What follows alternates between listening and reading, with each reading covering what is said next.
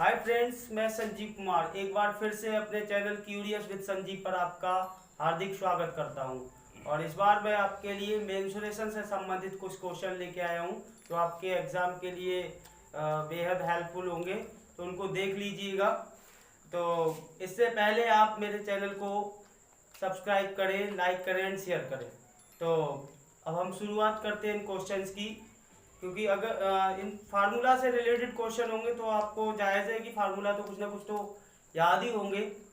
तो मैं फार्मूला नहीं दिखा रहा, डायरेक्ट क्वेश्चन करा रहा हूँ, क्योंकि इतना टाइम भी नहीं फार्मूला लिखा फिर आप उनको रिपीट करो तो क्वेश्चन से रिलेटेड जो भी फार्मूला आता रहेगा उसको आप रिवीजन में लेते रहिए, करते रहिए ध्यान से। ठीक है, ये क्वेश्चन है, देखिएगा यहाँ पे मैंने नोट डाउन कराया है कि एक लंबवृत्तीय बेलन के आधार का क्षेत्रफल 81 पाई वर्ग सेंटीमीटर है।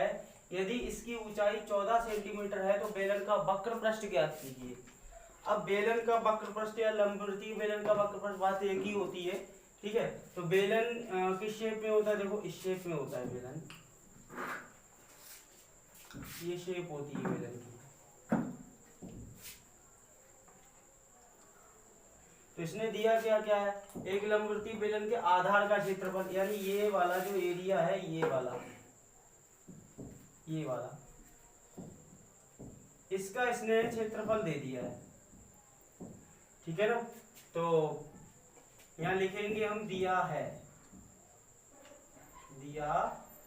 ठीक है, बेलन के आधार का क्षेत्रफल, बेलन के आधार का क्षेत्रफल बराबर 81 पाई।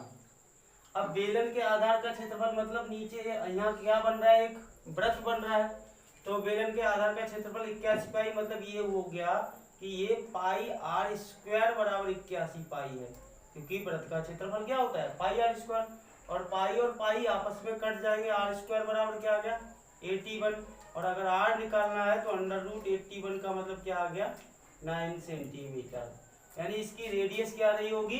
9 सेंटीमीटर रही होगी। अब उसने और क्या दिया है?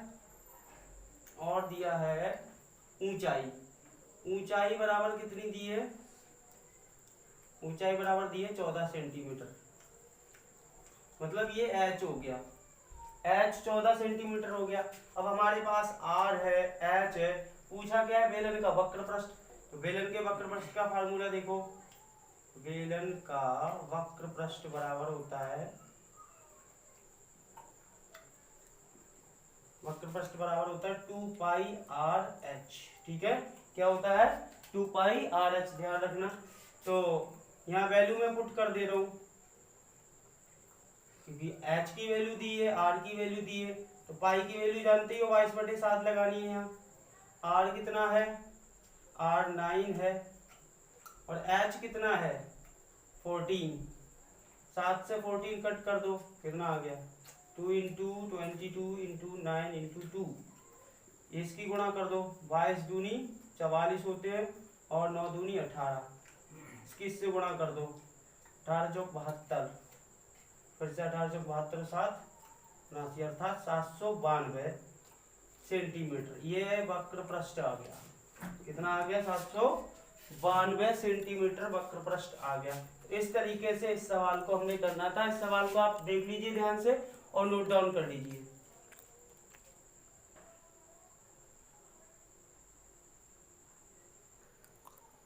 जी, तो आपको वो क्वेश्चन समझ में आ गया होगा।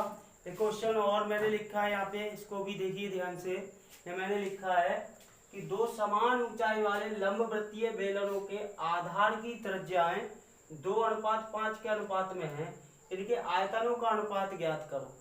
मतलब दो समान ऊंचाई के बेलन हैं और उनकी त्रिज्याओं में अनुपात 2:5 है। कहने का मतलब है एक की त्रिज्या और दूसरे की त्रिज्या में डिफरेंस है, अलग अलग है, लेकिन ऊंचाई कैसी है?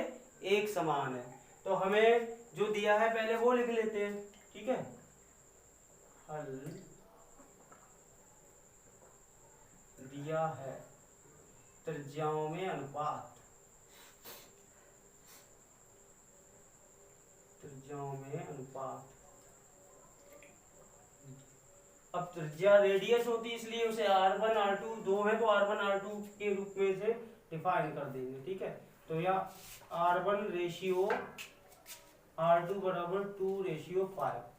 कहने का मतलब ये हुआ कि r1 अपॉन r2 बराबर हमें मिल जाएगा 2/5, ठीक है। अब पूछा क्या है उसने, आयतनों का अनुपात पूछा है। तो प्रथम बेलन का आयतन बराबर पाई r 1/h। हाइट सेम है इसलिए h रखेंगे, त्रिज्याओं में डिफरेंस है इसलिए r1 रख दिया। इसी तरीके से द्वितीय, अब प्रथम बेलन है तो ये b1 बराबर लिख लेता हूँ, ऐसे ही b2 बराबर यहाँ द्वितीय बेलन हो जाएगा, ठीक है। द्वितीय बेलन का आयतन बराबर पाई r2/h। हाइट सेम है, उसने पहले ही बोल रखा है दो समान ऊंचाई वाले लंबवृत्तीय बेलन, तो हाइट सेम है, बस त्रिज्याओं में डिफरेंस है, ठीक है। इनका रेशियो चाहिए था, तो भाई प्रथम बेलन का आयतन द्वितीय बेलन का आयतन के लिए रेशियो ये b1 upon b2 is equal to pi r1/h upon pi r2/h। अब पाई और h ऊपर नीचे सेम है, वो कट जाएंगे, तो हमें क्या मिलेगा r1² अपॉन r2²। अब r1 अपॉन r2 इसका टोटल मतलब क्या है, r1 अपॉन r2 का होल स्क्वायर, ठीक है ना। ओके, अब r1 अपॉन r2 की वैल्यू है हमारे पास, ये वैल्यू पुट कर दे रहे हैं, तो इनमें रेशियो पता लग जाएगा v1 अपॉन v2, यानी कि इसके बेलन के आयतनों में जो रेशियो है वो पता लग जाएगा। इसका होल स्क्वायर कर दो, r1 अपॉन r2 की वैल्यू पुट आउट की केवल मैंने, तो 2 का स्क्वायर 4 हो गया, 5 का स्क्वायर 25 हो गया, तो b1 अपॉन b2 मिल गया। मतलब ये हुआ कि b1 रेशियो b2 बराबर आ गया 4:25।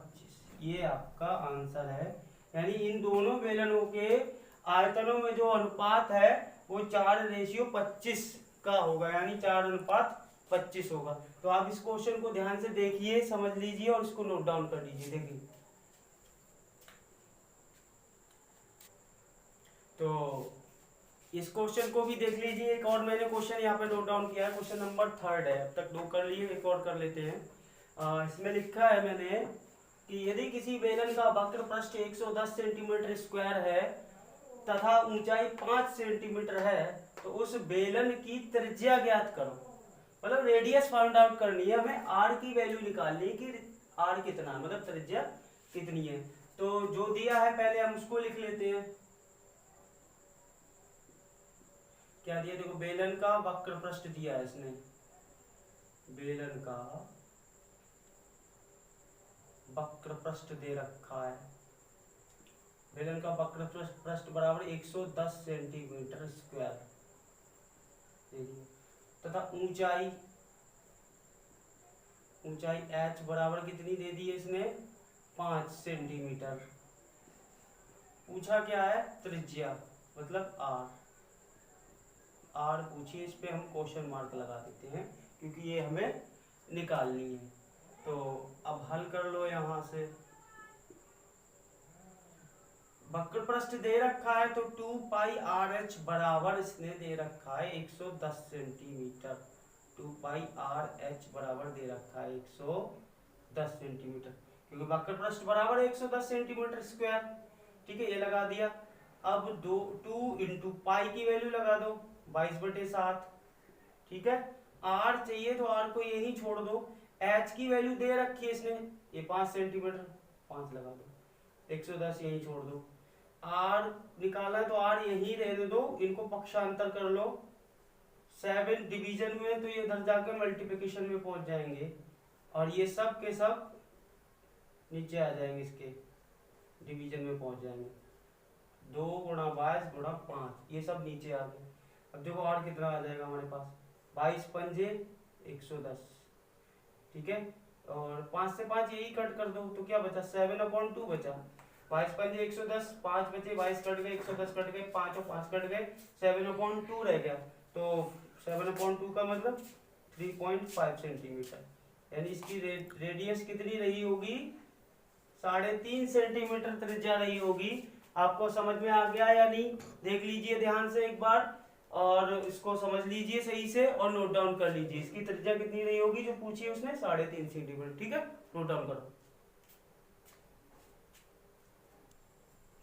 जी। तो अब इस वीडियो का लास्ट क्वेश्चन देख लीजिए ध्यान से, ये शंकु से रिलेटेड है। देखिएगा मैंने क्वेश्चन में क्या लिखा है कि चित्र में लंबवृत्तीय शंकु के आधार की त्रिज्या, ये त्रिज्या ओबी दी है, ये ओ है, छोटा सा ओ बना, ये ओ है, ओ बी 6 सेंटीमीटर दे रखी है। ठीक है, और ऊंचाई ओ सी बराबर 8 सेंटीमीटर, ओ सी बराबर 8 सेंटीमीटर दे रखी है। इसकी त्रिज्या ऊंचाई ये वाली, ये ऊंचाई ज्ञात करनी है। ठीक है, त्रिज्या ऊंचाई ज्ञात करनी है। तो जो दिया है पहले वो लिख लो। तो दिया है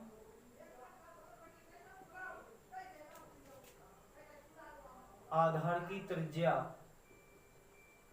आधार की त्रिज्या r बराबर 6 सेंटीमीटर, ये दे दी। ठीक है, और दे दी उसकी ऊंचाई, ऊंचाई h बराबर 8 सेंटीमीटर।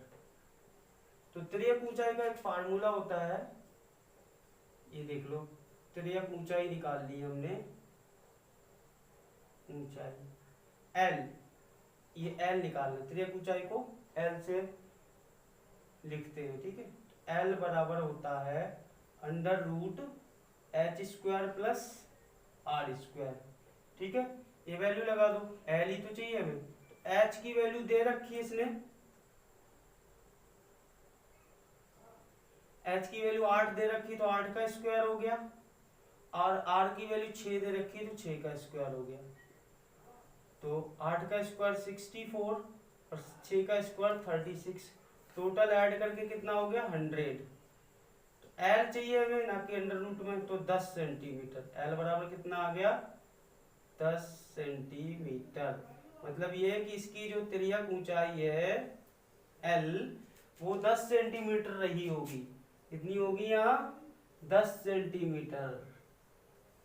ठीक है, 10 सेंटीमीटर निकलेगी ये त्रिज्यक ऊंचाई। तो आप इसको ध्यान से देख लीजिए और नोट डाउन कर लीजिए, और आगे आने वाले वीडियो में मैं थोड़े और क्वेश्चन कराऊंगा।